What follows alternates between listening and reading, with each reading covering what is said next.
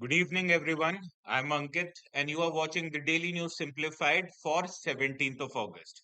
Now, as usual, in our today's discussion, we will simplify important news and articles from three newspapers that is, the Hindu, Indian Express, and the Business Night newspaper.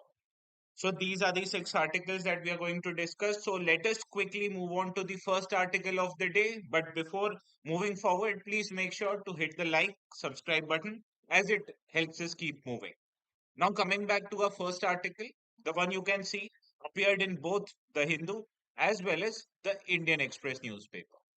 Now, Prime Minister of India, he gave his speech on 15th August at Red Fort. And among the various things that he highlighted one important thing that was a need for a uniform civil code.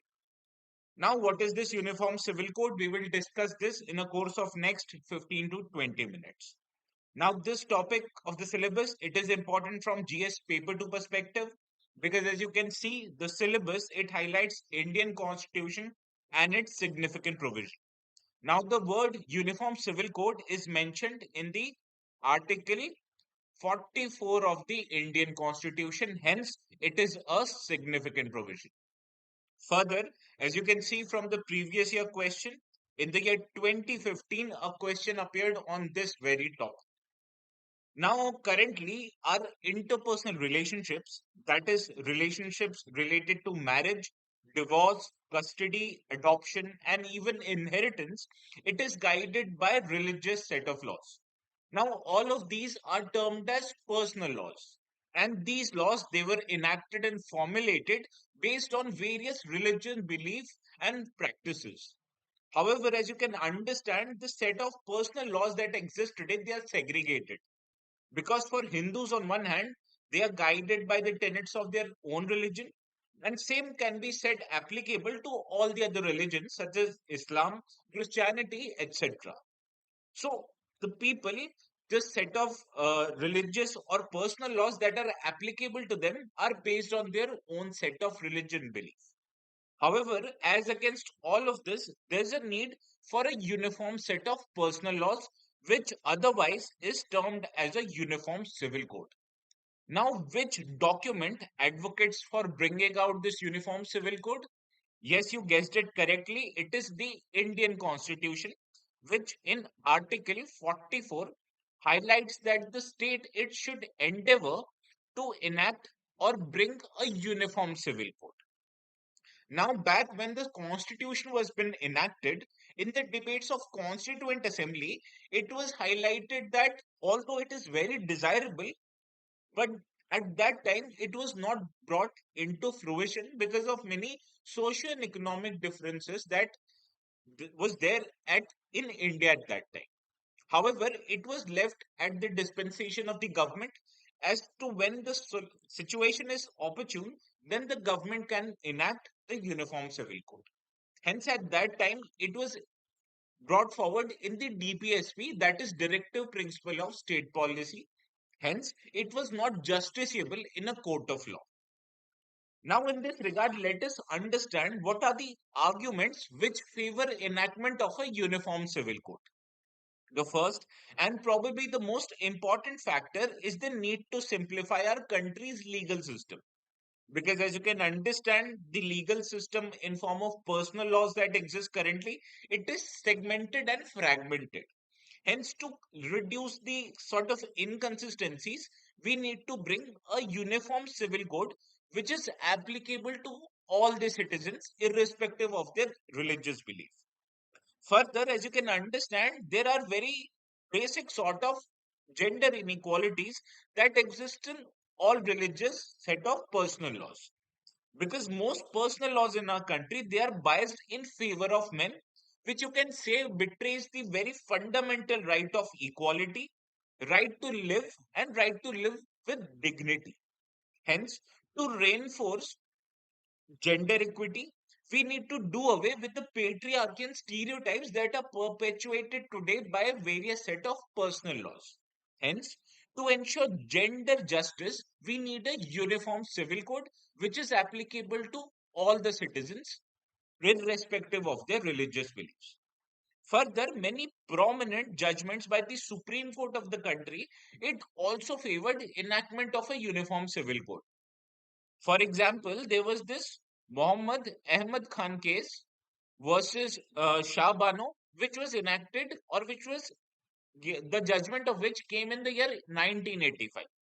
Now, in this judgment, the Supreme Court highlighted that the petitioner, that was Miss Shah Bano, she was eligible for maintenance from her husband even after the Iddat period.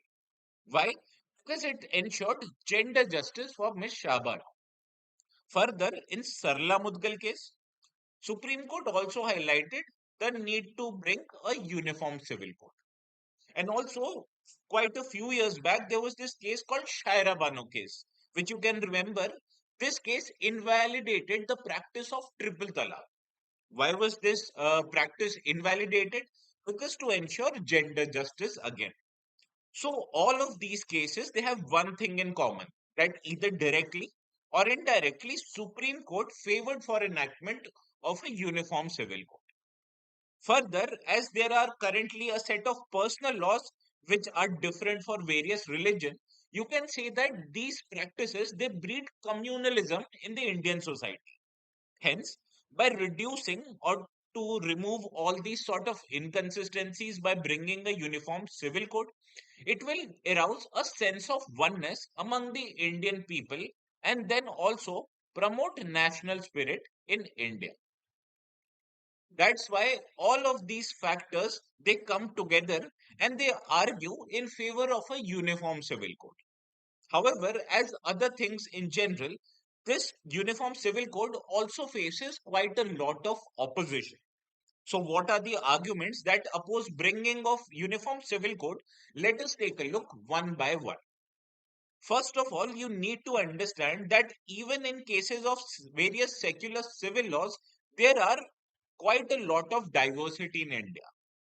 Because, for example, there are many secular civil acts such as Contracts Act and Partnership Act. Now, these acts, they were enacted by Parliament of India. However, as these subjects are in the concurrent list of the Indian Constitution, even the state governments were eligible to amend these laws according to their own circumstances. That is why, because of many amendments conducted by the state government, there has aroused a set of diversity even in secular civil laws. So that can be said, sorry, that it is one of the argument that goes against enacting a uniform civil code. Also, the matter that is called personal laws is mentioned not in the union list but in the concurrent list of the Schedule 7 in the Indian Constitution, which means that not just the union government but also the state government can enact laws which deal with personal laws. Hence, when the state have power to enact or to make amendments to personal laws, you can say that passing a uniform civil code by the parliament will go against the very own notion of diversity which is prevalent in Indian society. Because states, on one hand, they account for various different and diverse circumstances. And by giving or enabling them to have the power to enact different kinds of laws, it goes against or it goes in favor of the fact that is diversity of India. Whereas if Parliament were to act a law on its own, it will go against the very notion of unity in diversity which is prevalent in the Indian Constitution. Further, this need for bringing uniform civil code, it does not have a national consensus overall.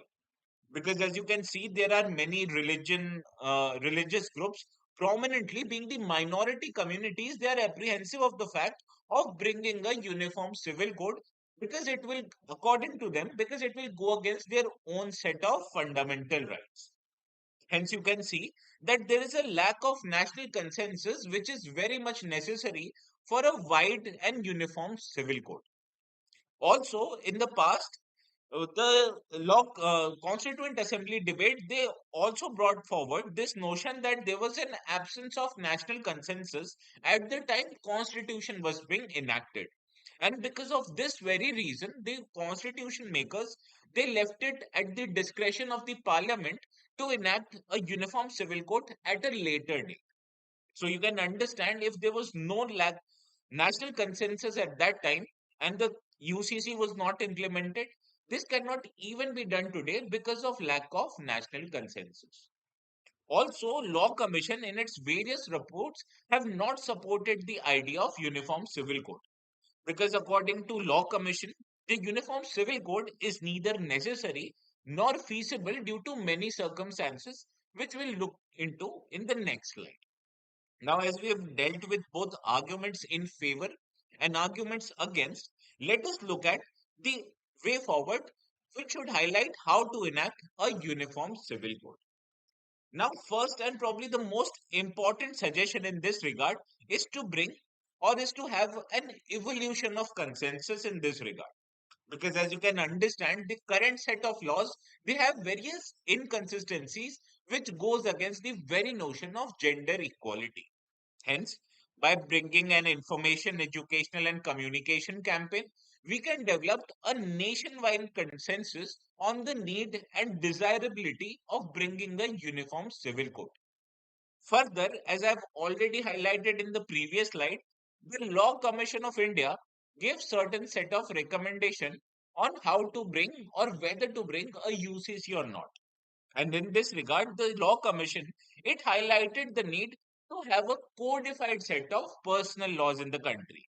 Because first of all, by codifying personal laws, it will help us identify what kind of prejudices and stereotypes these laws prevail, and it will also bring to light the various sense of inconsistencies in them. And then these laws can be tested on the anvil whether they satisfy the need for having fundamental rights and human rights as well. And hence, if these laws are found inconsistent with fundamental rights and human rights, we can initiate uniform or reforms in personal laws in a piecemeal manner. That is, these laws can be reformed individually and not uniformly. Also, all these codification and reforms, they are aimed at one single thing. That is, the need to eradicate discrimination that are prevailing in the current set of personal laws. Further, there's also a need to bring out a model uniform civil code. And this model uniform civil code should look to preserve diversity of India, and at the same time, it should be able to weed out inequality in the country. Further, a model uniform civil code will also embody the best that exists in all personal laws, and it will also provide synthesis of good in the country. Hence, according to Law Commission, although uniform civil code is neither necessary nor desirable, but we understand that there is a need for codifying personal laws, reforming these personal laws, and also the need to eradicate discrimination. Hence, by bringing a model UCC, we can do all these things at once. Hence, this was all for today's discussion in the first article, and we quickly move to the second article of the day, which you can see appeared in the Indian Express newspaper. Now, this news article highlights that the uh, Principal Secretary to the Prime Minister of India, he has highlighted the need to address demographic dividend in the country through policy and action. Now, what is this demographic dividend? Demographic dividend is the potential of any economy to grow because of the change in age structure of the population. Because according to demographic dividend, the larger is the population of the growing age, the larger is the potential of the economy to grow. Now, what is this working age population? That is population between 15 to 59 years of age. So you can understand, larger is the population in this age bracket, which means that the larger population will earn something, and it will also reduce the amount of people who are dependent on the population for their day-to-day requirements, which mean the dependent set of population, that is people below 15 years of age, and people more than 59 years of age are known as dependent population, because these population, they are dependent on working population to meet their day-to-day needs. And as you can understand, larger is the working age population, larger is the potential of economy to grow. Now, as per the various estimates, the 63% of Indian population falls under this working age bracket. Hence, you can say India is currently under the process of demographic dividend. Now, this topic becomes important from two perspectives. First is GS Paper 1 syllabus, which you can see highlights population and its associated issues. And also GS Paper 3 syllabus, which highlights Indian economy and issues relating to development and employment. Because large working age population is both a boon and bane for any economy.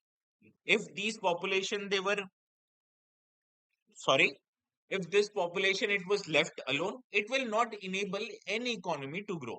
Hence you have to nurture and provide for these populations so as that they can act as human capital and enable any economy to grow. Also from the previous year exams perspective, you can see a question appeared in the year 2016 on this very same topic. Hence, this topic becomes a very much important topic from the mains exam perspective.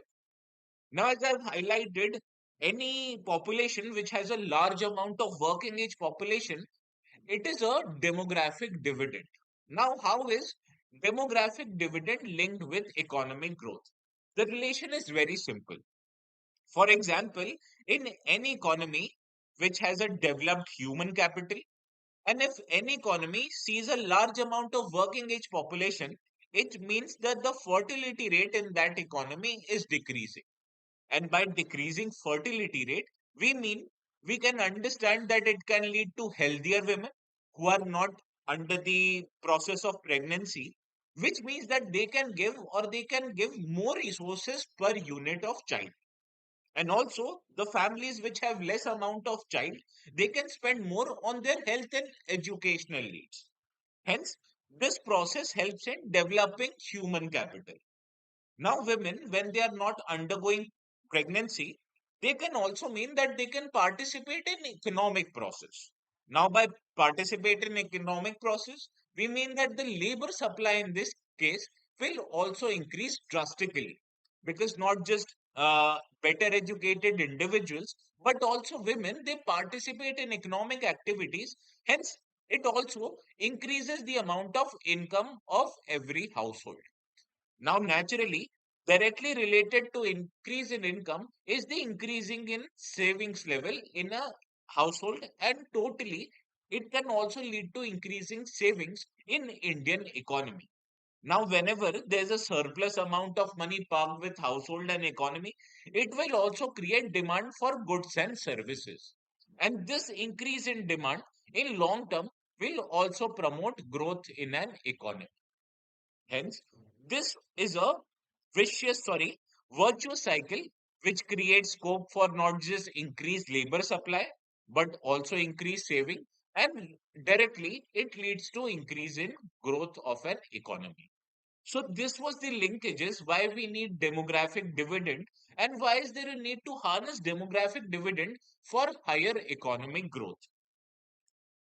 Now, government understanding the need to reap the demographic dividend has also brought key initiatives in this regard. First of all is the National Youth Policy, which was brought in the year 2014. Now, this policy favored policies such as education, employment, and skill development of youth so as to make them or to provide them a economically productive work. Further, government enacted few years back that was Skill India Mission, which provides for training in public and private partnership institutions.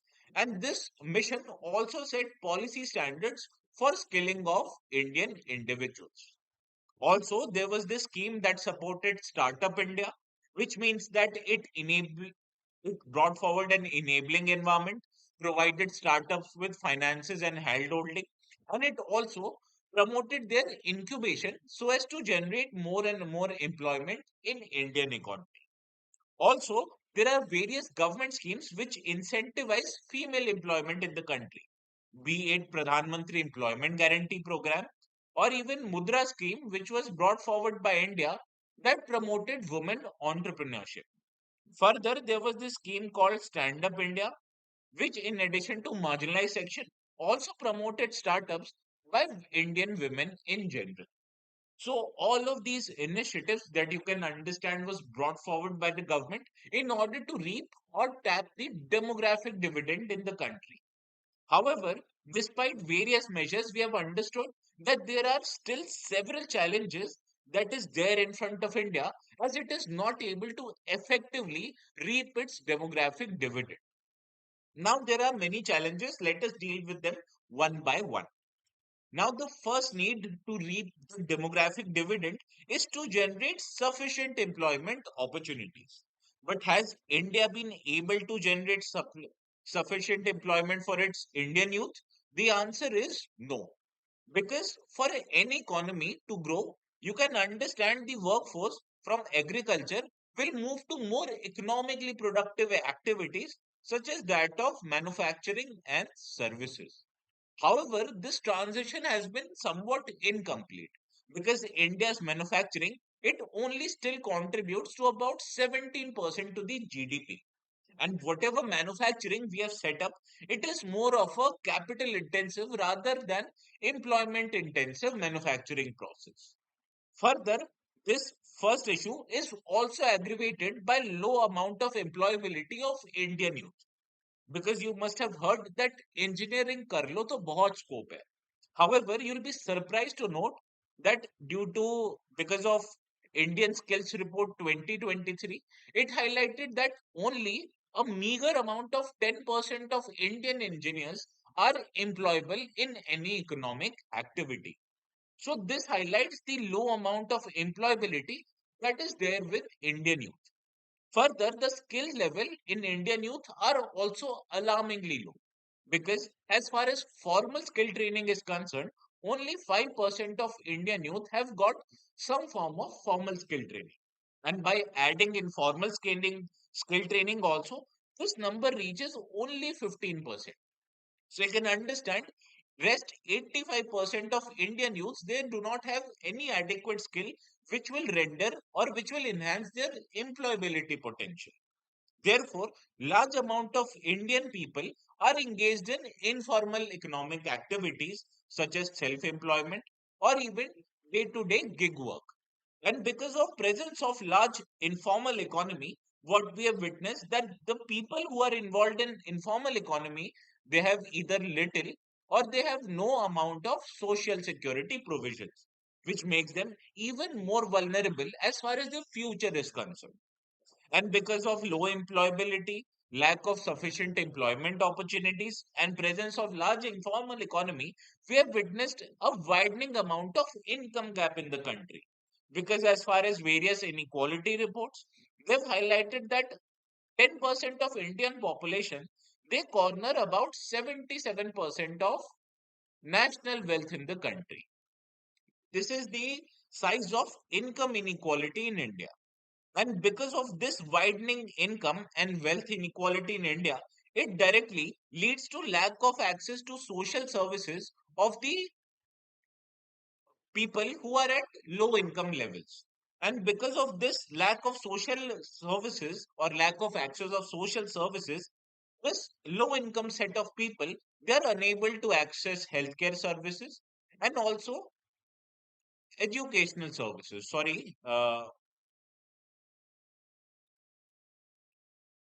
Educational services. And because of lack of access of health and educational services for the low income population, we have witnessed that they have been socially and economically excluded from the larger mainstream. And this case, it also perpetuates in people who belong to marginalized sections such as scheduled castes, scheduled tribes, as well as it also includes women and persons with disability. And these are the challenges that is in front of Indian economy. That is, first of all, you're not generating sufficient employment because your manufacturing sector is not labor intensive. And also, whatever youth that you have, they are not having employability potential because of lack of skill training provided to them. And because of this factor, there is the presence of large informal economy in India who have little or no social security. Further, due to widening income gap, we have witnessed that a significant amount of population, they either lack or are provided with no social services such as that of healthcare and educational facilities. And this lack of access to social services, it perpetuates equality in or inequality in them. Further, not just it perpetuates inequality, but it also renders them socially and economically excluded from the mainstream society, which again goes against their very potential or economic potential. Hence, in this regard, let us understand what are the ways so as to make India successfully reap its economic or demographic dividend. The first is the need to invest in human capital in the country. Because as the studies have highlighted, that one additional year of schooling has a potential to increase your income level by 10%.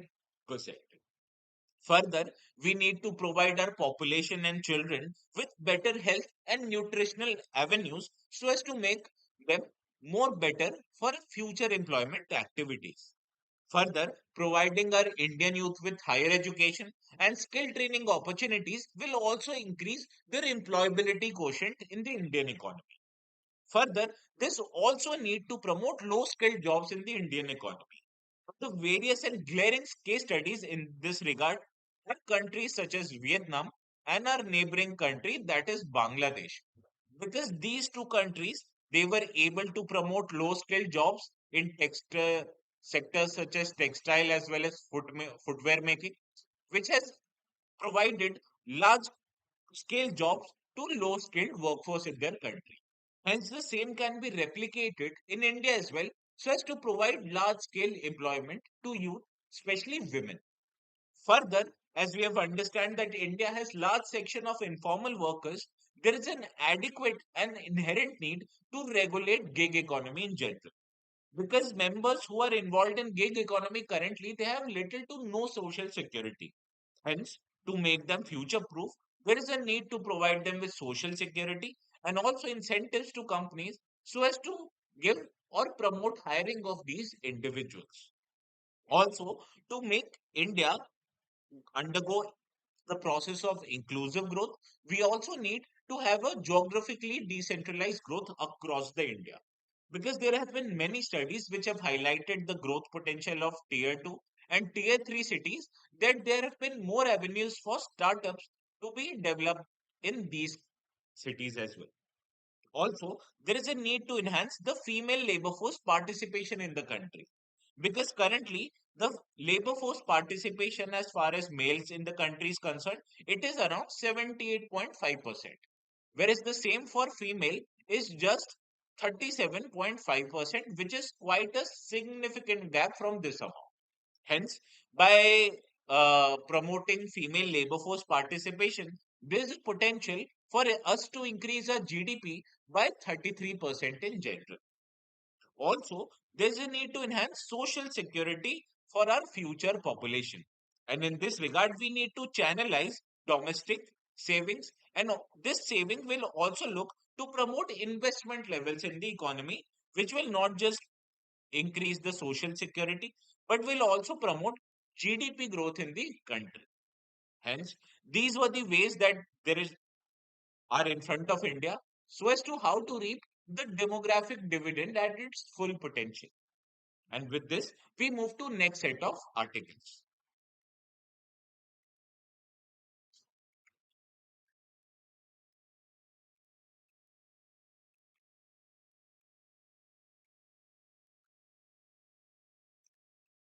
Now we move to next set of articles. The one you can see appeared in both the Indian Express as well as the Hindu newspaper. Now this article highlights that ISRO has successfully launched a small satellite launch vehicle, which is abbreviated as SSLV.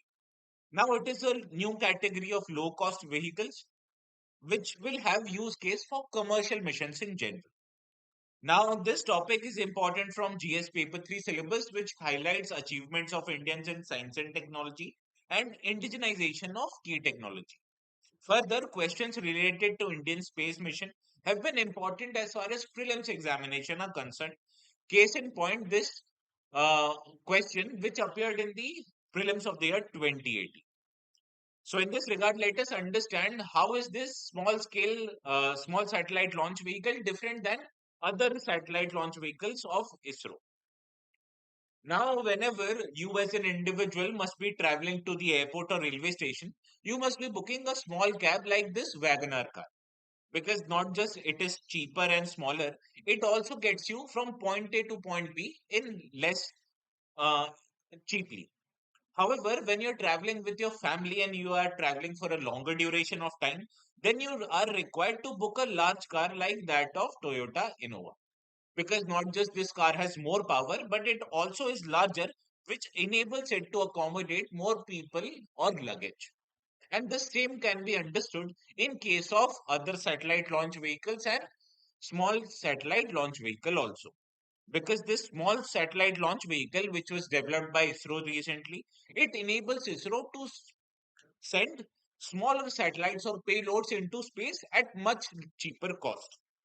Understood? So in this regard, let us understand what is this SSLV all about. As I've already highlighted, it was developed by Indian Space Research Organization, and it was done specially to cater to the need for emerging global small satellite launch market. Now, there are small satellites which require less powerful rockets to be able to deliver them into outer space. Hence, the SSLV was developed by ISRO, which is a three-stage launch vehicle which is powered by a solid fuel propulsion stage. Now, there is this additional stage which is called as velocity streaming stage, and it is propelled by a liquid propulsion fuel. However, it can be highlighted as it was given in ISRO's website that it is a three-stage launch vehicle which comprises of three solid fuel propulsion stages. Now, this satellite launch vehicle, it is capable of launching micro, mini, and nano satellites, and it can send these satellites up to a distance of 500 kilometers into the low Earth orbit. And it also has an important feature that it is capable of multiple orbital drop-offs, that it can launch multiple micro satellites in just one launch. Now, the most important feature of this SSLV is that it can keep the launch cost low. It has a lower turnaround time, which is just 72 hours in compared to 70 days for PSLV. And it also has a launch on demand flexibility as it requires minimum infrastructure requirements. Hence, you can understand the cost of launching SSLV is just one tenth of that of launching a satellite on PSLV. Further, the manufacturing of this small satellite launch vehicle will be done through Indian industry partners, which will be led by a PSU, which is formed by ISRO, that is New Space India Limited. Hence, this development also favors establishing of private sector players in India's space sector. So, in this regard, let us now solve the practice question. Consider the following statements with reference to the small satellite launch vehicle. The first statement, SSLV, it is a two-stage satellite launch vehicle with solid and liquid fuel stage, which you can understand is an incorrect statement. As I have highlighted here, it is a three-stage launch vehicle. Now, moving on to the second statement, it has a capacity to launch around 1000 kilograms of satellite mass into low Earth orbit. It is again incorrect because the capacity of this SSLV is half, that is 500 kilograms. Also, the third statement, the rocket can be assembled and shifted to launch pad in just 72 hours, which is a correct statement as it requires just 72 hours to launch and assemble, as against 70 days, which is currently required for launching and assembling a polar satellite launch vehicle or PSLV. So, which of these statements given above is or are correct? From this above discussion, we can safely say that option D is correct, as only third statement was the correct. Now, moving on to the next article, which you can see appeared in the Indian Express newspaper. And this news article highlights that the center government, it has finalized a tender to procure 1000 graphic processing units under the India AI mission. Now, these GPUs or graphic processing units, they are important as far as developing India artificial intelligence mission is concerned, because these are high processing units or high processing microchips. Now, these high processing microchips, they play a key role in any AI tool development and progress, because AI tool requires large amount of data to be processed at a small amount of time. So you require powerful processors, which is provided by these graphing processing units. Now, also, this topic is important from GS Paper 3 perspective, because the syllabus highlights awareness in the field of information technology and computer science. Further, question on related topic, that is artificial intelligence, have been appearing in prelims from time to time. That is why we are dealing with this particular topic. Now, let us understand what is this India AI mission all about. Now, this mission, it is an initiative of Ministry of Electronics and Information Technology, which aims to ensure a structured implementation of India AI mission through not just public partnership, but a public and private partnership model, which not just envisages government, but also envisages a government and private collaboration. Now, this mission will be implemented by India AI Independent Business Division, which will function under Digital India Corporation. Now, there are many important components of this mission. The most important is India AI compute capacity. Now, under this capacity, the government, it aims to build a high-end scalable AI computing system, for which it needs to scale up the computing infrastructure in the economy, which means developing more than 10,000 of graphic processing units, and these will be developed through public-private partnership. Further, it also aims to create an AI marketplace, which means that AI-based services will be offered by particular companies to small and medium enterprises. Also, there are other important components for this mission, which have been provided in detail as far as notes are concerned. So, based on this information, let us now solve the practice question. Consider the following statements with reference to India AI mission. The first statement: the India AI mission is an initiative by Ministry of Science and Technology in collaboration with Ministry of Defense, which you can understand from our today's discussion is an incorrect statement, because it is an mission by Ministry of IT and Information Technology. Further, the second statement, the mission, it focuses on creating AI infrastructure to support national defense projects exclusively. Again, an incorrect statement, because it focuses on establishing startup culture, especially those startups who have artificial intelligence or their artificial intelligence capabilities. Hence, from this above discussion, we can safely conclude none of the options are correct. Hence, option D is the right answer. Moving to the next article, which appeared in the Indian Express explained section. Now, this news article highlights that scarce rainfall in the area has restricted the passage of ships through the world famous Panama Canal. Now, questions related to various important water bodies have been asked quite frequently in UPSC, prelims especially, as you can see in this PYQ of the year 2040. Hence, you can understand this Panama Canal also becomes important from prelims perspective. Now, let us understand about this Panama Canal. It is an 82-kilometer long man-made canal which connects both Atlantic Ocean with the Pacific Ocean. Now, this canal was constructed by digging up the Isthmus of Panama. However, this canal, it is not dug at a sea level. Rather, this canal, it is made up of system of locks, which you can see from this diagram. And the system of locks, it enables the canal authority to artificially increase the level of water. Now, whenever this ship enters a particular lock like here, the water level increases and it raises the level of ship, which enables it to enter the another set of locks. Now, the highest level of this lock is 26 meters above sea level, that is at Gatton Lake. Hence, this particular feature of this Panama Canal, that is system of water locking, it was done in order to reduce the amount of excavation work right here, because this was all done to save costs in general. However, The water which is required to raise the level of ships in these locks, they are sourced from nearby lakes and water bodies. Hence, due to increasing drought in Panama, this has diminished the amount of water which are available to be filled in these water locks. Hence, the amount of traffic that goes through this canal is slowing down gradually.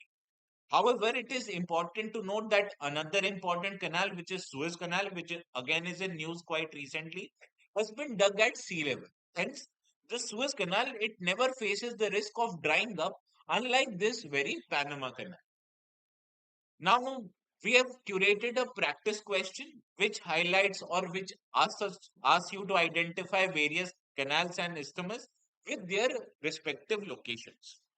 Now, the first pairing, it says that Panama Isthmus is located in middle of America, which you can understand is correct because Panama Canal, it connects both North America with South America and it connects Atlantic Sea here with that of Pacific Ocean. So the first pairing is a correct pairing. Moving on to the second pairing, it states that Suez Isthmus, it is located in Africa, which you can see from this map is correct because Suez Canal, it comes under the authority of Egypt, which is located in Africa. And second pairing is also correct. The third pairing, it states that Kra Isthmus is located in North America, which you can see from this map is incorrect because Kra Isthmus is located in Bangkok and Bangkok is in Asia. Hence, third pairing incorrect. The fourth and final pairing is Karelian Isthmus, which according to the question is located in Asia. However, upon looking at this map right here, yeah, this map right here, you can see that Karelian Isthmus is located near Finland and Russia. Hence, it is located in Europe and not Asia. Hence, the fourth pairing also is incorrect. So, how many pairs are correctly matched? The correct or right answer is option B because two pairings were matched correctly. Moving on to the last article of the day, which you can see appeared in the Business Line newspaper. Now, this article highlights that National Coal Index has declined by 3.48% in the month of June. Now, what this downward trajectory of NCI or National Coal Index means, we'll look into it in the next slide. Now, why are we dealing this with this particular topic? Because questions related to coal and its various organizations have been asked by UPSC in the year 2020. So, in this regard, let us understand what is this National Coal Index.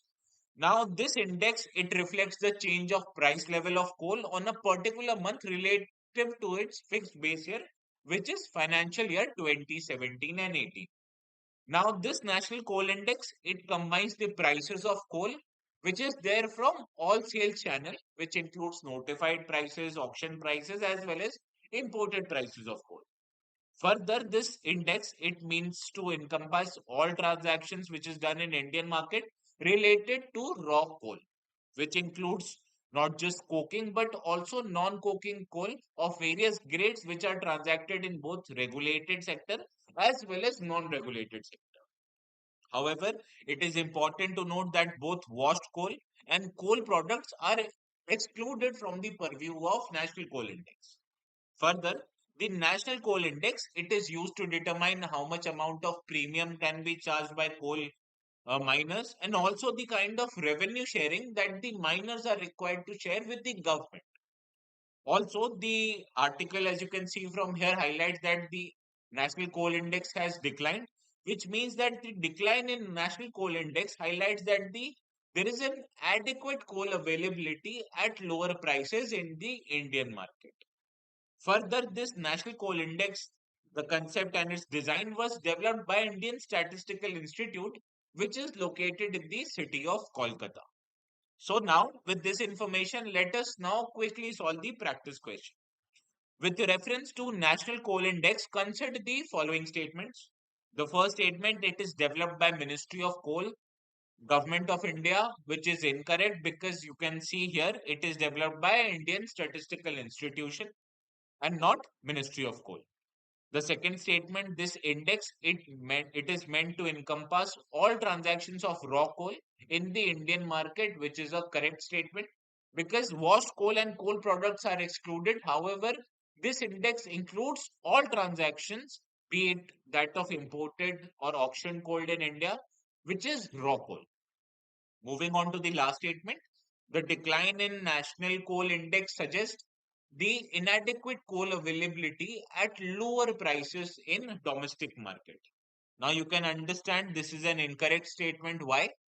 Because the decline in national coal index suggests adequate and not inadequate coal availability at lower prices. Hence, option only statement 2 was right. Hence, option A is the right answer to this practice question. So with this, we conclude our today's edition of Daily News Simplified. Stay tuned to our YouTube channel for more updates. And until then, I bid you a very good night.